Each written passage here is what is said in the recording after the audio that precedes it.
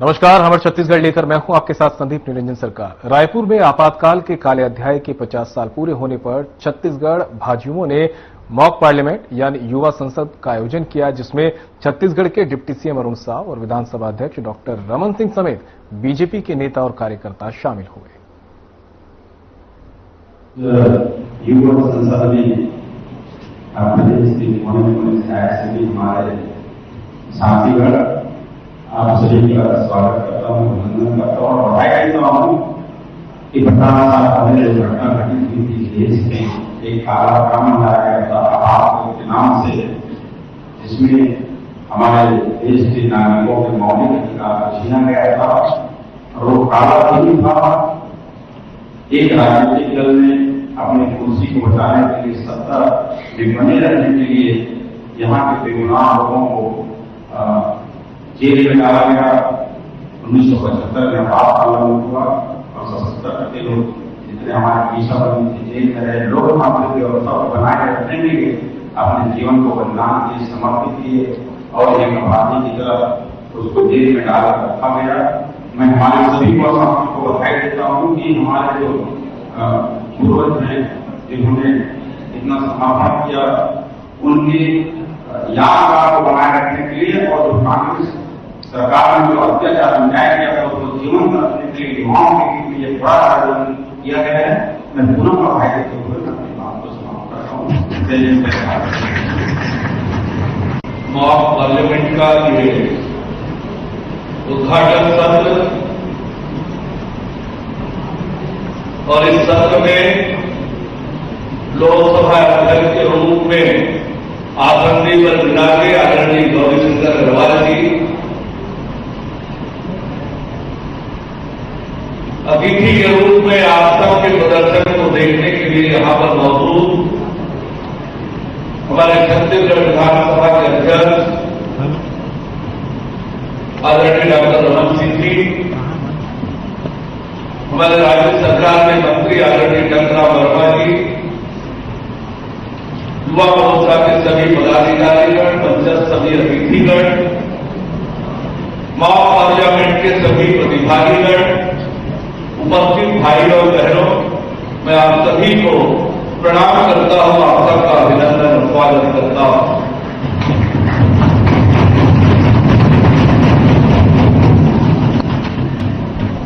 मैं बधाई भारतीय जनता युवा मोर्चा को एक बात को जाने और सबसे कि किस तरह से सत्ता को याद करें श्रीमती इंदिरा गांधी ने इस देश को आपातकाल की आग में फूका।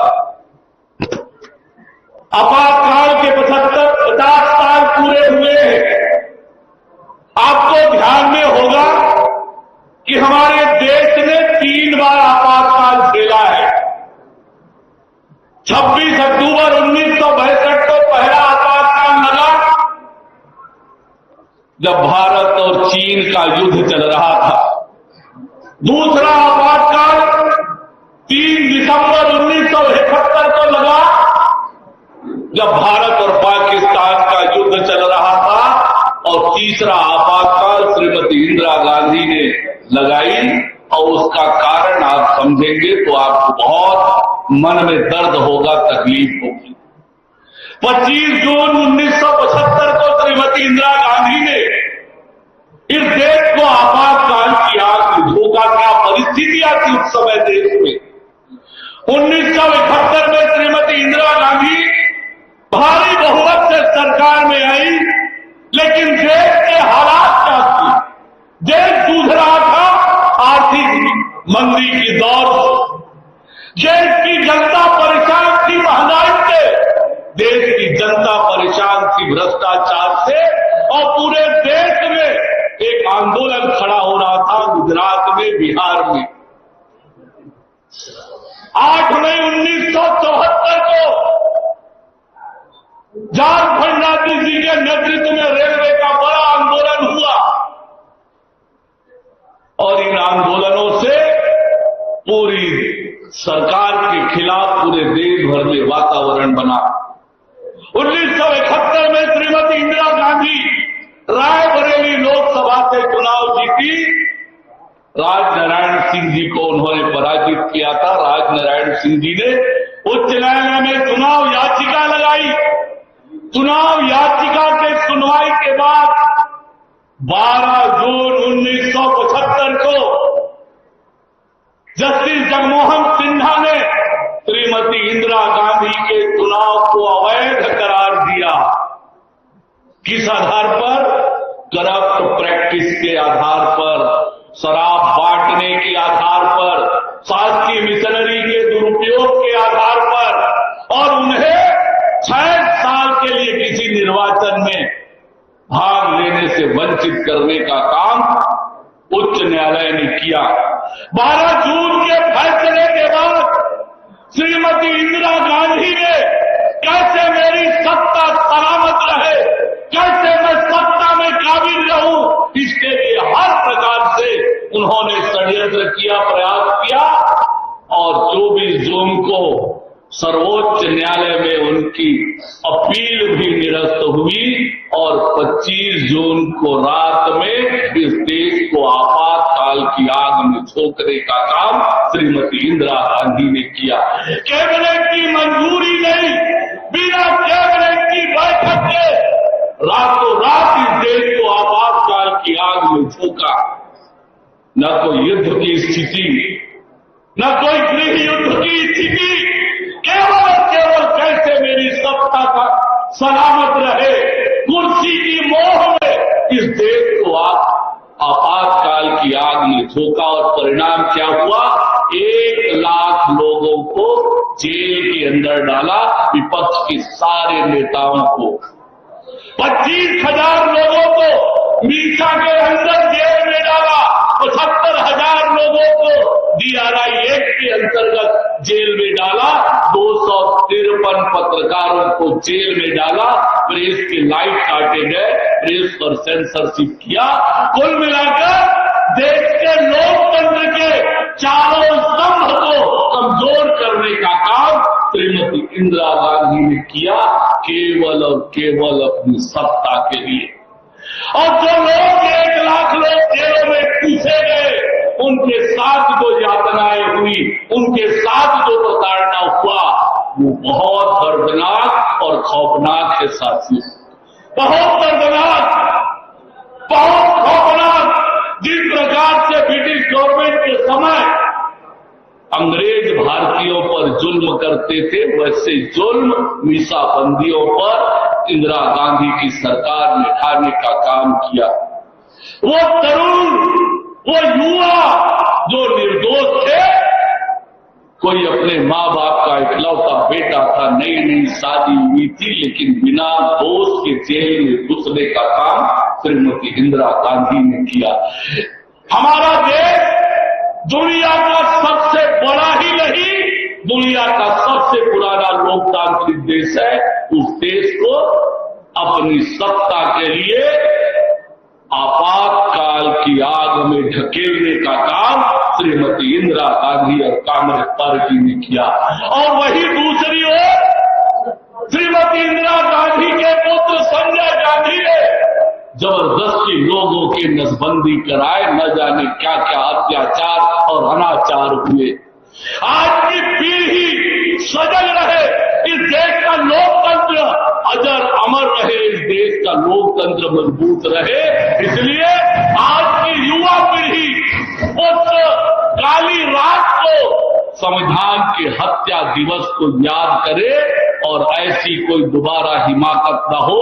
और इसलिए युवा मोर्चा का ये अभियान मॉक पार्लियामेंट निश्चित रूप से छत्तीसगढ़ के नौजवानों को प्रेरित करेगा, छत्तीसगढ़ के नौजवानों को जागरूक करेगा। मैं युवा मोर्चा के साथियों को और प्रतिभागियों को बहुत बधाई और शुभकामनाएं देते हुए अपनी बात समाप्त करता हूं। आप सभी को राम राम, जय जोहार, जय छत्तीसगढ़, जय हिंद।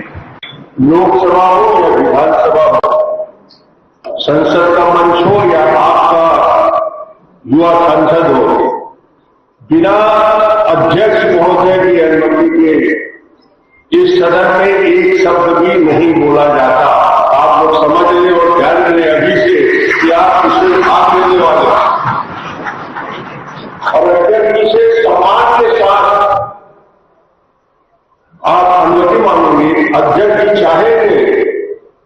यदि समय देना तो समय देंगे, फिर आप अपनी बात रखेंगे। और अध्यक्ष यदि किसी दूसरे का नाम बांटते हैं तो दूसरे उसमें बोलेंगे कि एक सदन की मर्यादा होती है। और अध्यक्ष ने आते ही 2 सूचना आपको दी कि सदन में इस पूरे कक्ष में कोई मूवमेंट खड़ा हुआ नहीं दिखेगा, मोबाइल सबके बंद रहेंगे और आपका व्यवहार, खासतौर से जो सांसद बैठे हैं, विपक्ष का हो या पक्ष का हो, इतने शांति से हम लोग लोकसभा में नहीं बैठे।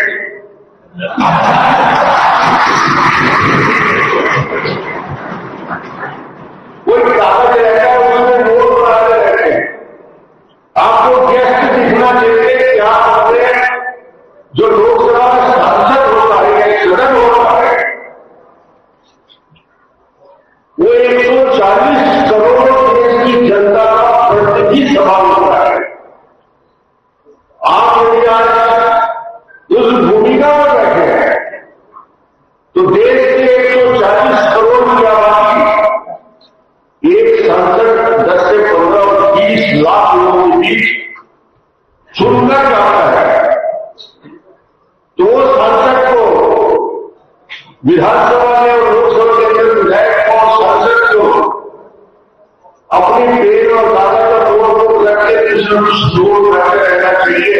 ये भी आपकी जानकारी में रहे कि आप पार्लियामेंट के इस कार्यवाही के हिस्सा लेने के लिए आप आए हैं और यदि आपने अनुशासन तोड़ा 2 मार्शल भी कर रहे हैं। ये मार्शल का अधिकार रहता है कि आपको पकड़ के सदन के बाहर ले जाए, इसलिए आप ज्यादा अनुशासित ही रहे। इस बात को मैं ताकीद कर रहा हूं।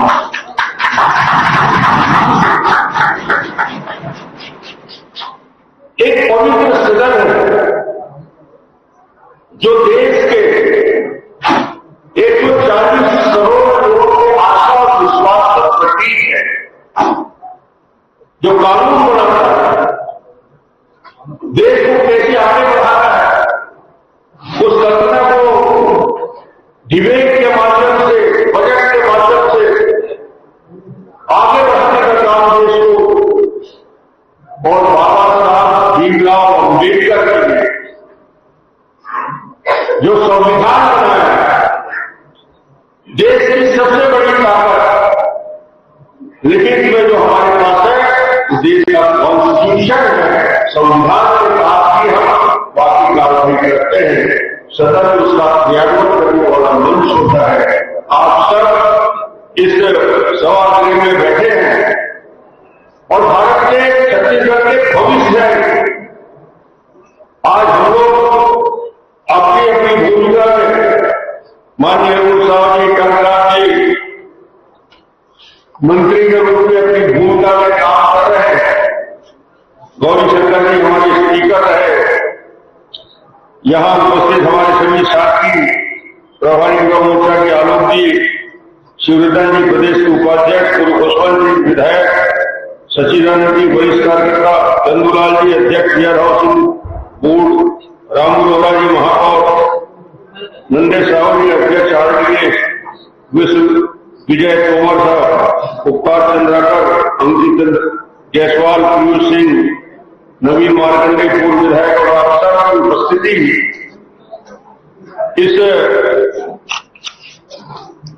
विषय को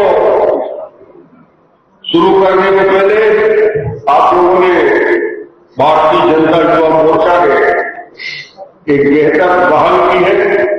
मैं अपनी ओर से आप सभी युवा मोर्चा के पदाधिकारियों को बहुत बहुत शुभकामना देता हूं। आने वाला कल इस प्रदेश का नेतृत्व आप आने वाले हैं। हर नई पीढ़ी पुरानी पीढ़ी को रिप्लेस करती है। कभी हम लोग यहां जो बैठे हैं युवा मोर्चा विद्यार्थी परिषद में काम करते करते, पार्षद से यात्रा करते करते यदि आज यहां पहुंचे हैं तो यात्रा का एक ऐसा पड़ाव है जिसकी आधार रही है, जो युवा मोर्चा के रूप में, विद्यार्थी परिषद के रूप में काम कर गया। तो आज यदि आप विद्यार्थी परिषद और युवा मोर्चा में जुड़ के काम कर रहे हैं, ये मानिए कि कल छत्तीसगढ़ का भविष्य आपके हाथ में है, आपको नेतृत्व करना है।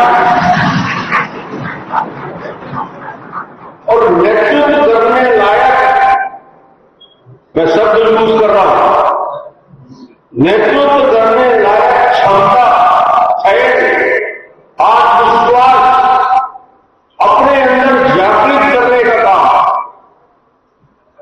नारे लगाने से विरोध प्रकट होता है, मगर हम जो समाज में अपनी पहचान बनाते हैं, एक वार्ड में, एक मोहल्ला में, एक गली में, एक शहर के अंदर, तो वही छवि आपको बाकी लोगों से अलग करके आगे का मार्ग प्रशस्त करके। इसलिए अब उस जवाबदारी में आप आ चुके हैं, जहां आपको इस विषय को आगे बढ़ाने का अवसर मिलेगा। मैं समझता हूं कि आज ये चर्चा जब शुरू होगी, विषय आपातकाल का है। 50 साल पुरानी घटना को आज फिर से चर्चा में लाना आवश्यक क्यों है? आप में से बहुत सभी लोग पैदा नहीं हुए थे। आपातकाल को लगे 50 साल हो गए, आप 25-30 साल के हैं, तो आपातकाल को आपने देखा नहीं है, पढ़ा होगा, पढ़ के उसकी जानकारी ली होगी। और आपातकाल लगाने के पीछे मकसद क्या था? देश के संविधान में, हमारा जो कॉन्स्टिट्यूशन है, उसमें 352 के तहत ये प्रावधान है संविधान में कि देश में आपातकाल लगाया जा सकता है। जैसे मंत्री जी ने हमारे कहा कि आपातकाल युद्ध की स्थिति में, आंतरिक विद्रोह की स्थिति में, प्राकृतिक आपदा भीषण हो रहा है उस स्थिति में, वायु और आंतरिक संकट की स्थिति में 352 का यूज पार्लियामेंट कर सकता है और किया है। मगर क्या जब उस दौर में क्या परिस्थितियां बनी कि इस परिस्थिति में आपातकाल लगाने की आवश्यकता पड़ी? उस कालखंड को, उस त्रासदी को, जहां लोकतंत्र के मूल्यों को कुचला गया, संविधान को कुचला गया, संविधान में दिए अधिकार को तहस किया गया। 25 जून 1975 भारत के लोकतंत्र के इतिहास का काला अध्याय है और काला अध्याय के रूप में जाना जाता है। आप लोग भी, आपकी पीढ़ी को भी ये मालूम होना चाहिए कि इसके पीछे इंदिरा गांधी के प्रधानमंत्री के पद के उस कुर्सी को बचाने का मोह था, सत्ता का मोह था, जिसकी वजह से आपातकाल लगाने की परिस्थितियां बनी। आपातकाल लगा तो देश में क्या परिस्थिति थी, इसका भी चिंतन होना चाहिए, जानकारी होना चाहिए।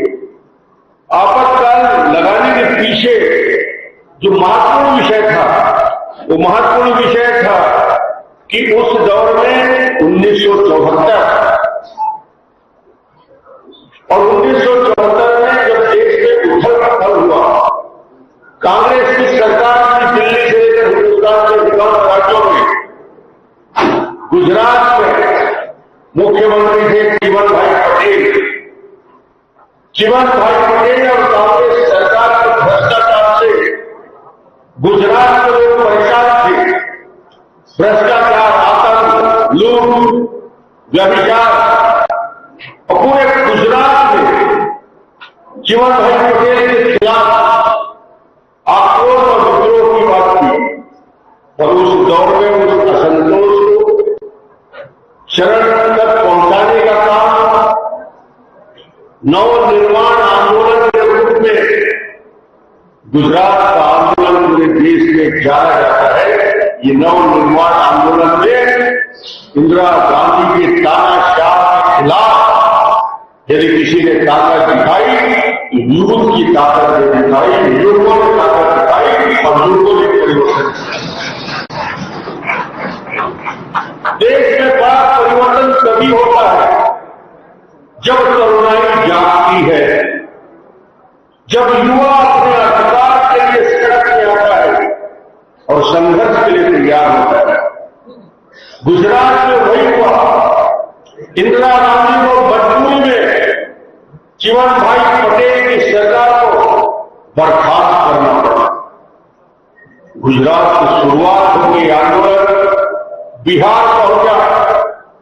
बिहार में आंदोलन की शुरुआत की और 1974 के बाद युवकों ने बिहार में इसकी शुरुआत की और उसका नेतृत्व बिहार के उस आंदोलन का जयप्रकाश नारायण जी ने किया और वो आंदोलन का संपूर्ण क्रांति का आंदोलन। और नारायण जी संपूर्ण क्रांति का नारा है, भावी इतिहास हमारा है। और जेपी के नेतृत्व में, जयप्रकाश जी के नेतृत्व में ये आंदोलन सिर्फ बिहार की सरकार बदलने का आंदोलन नहीं था। जेपी ने स्पष्ट रूप से कहा ये व्यवस्था परिवर्तन का आंदोलन है। भ्रष्टाचार से मुक्त एक बेहतर सरकार प्रशासन चले, उसके लिए आंदोलन था जयप्रकाश नारायण जी। और उस आंदोलन की तीव्रता के बाद इंदिरा गांधी ने कहा कि ये देशद्रोह का काम कर रहे हैं। आंदोलन की व्यापकता बढ़ती गई। जैसे बताया गया 71 में रायबरेली के चुनाव में इंदिरा गांधी प्रचंड बहुमत से। और फिलहाल हमर छत्तीसगढ़ में मेरे साथ इतना ही। मुझे दीजिए इजाजत। नमस्कार।